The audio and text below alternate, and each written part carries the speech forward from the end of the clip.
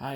In this section, we're going to study something called an improper integral. So improper, there's nothing improper about it, but improper means that instead of usually an integral would go from 1 to 5 or something like that, but when it goes up to infinity, then we call it an improper integral. And but what it would represent would be the area under the curve right here, because this is dx over x squared. So we're looking at the curve y equals x squared, which we got right there, and that's 1, and it's going out to infinity. Now I didn't notice I didn't draw infinity. I wrote 1, but I didn't write infinity because infinity is not a number.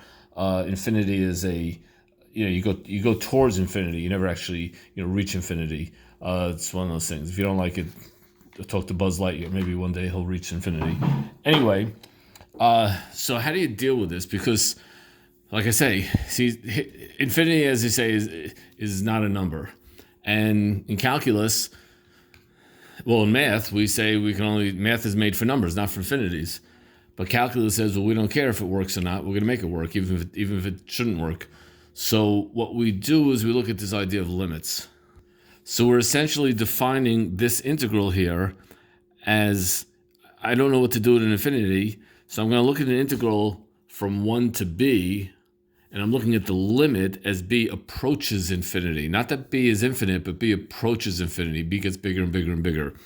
So that's how I'm going to deal with this. Well, now, once I've done this, now I could integrate this like just a regular, normal, old-fashioned integral, not too hard to do. So we just say, well, the integral of 1 over x squared is just negative 1 over x, evaluated between 1 and b, just like we have here. Just like a regular definite integral, and I just have this limit here. I'm looking at the limit as b goes to infinity. Well, let me just go to the next step. Well, what is this? So I would evaluate this. You plug in the b and you do your subtraction like you always do. Just regular old-fashioned, definite integral. And this becomes negative, instead of negative 1 over x, becomes negative 1 over b, because I put the b in for x, minus negative 1 over 1, because I put the 1 in here for x, and I subtract like always. Now, here's the part I just need to explain to you, and it's not that hard to understand.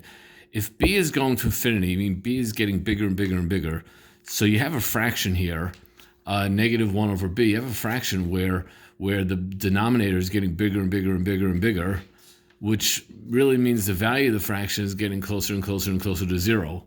So the limit of it is 0, because it keeps, as b gets bigger, this gets a smaller number, and eventually it just kind of disappears, and I'm left with 0 minus 1 over negative 1 over 1, which of course is just finally equal to 1, and which means that this infinitely long strip of shaded region has an area just equal to 1. That's pretty awesome.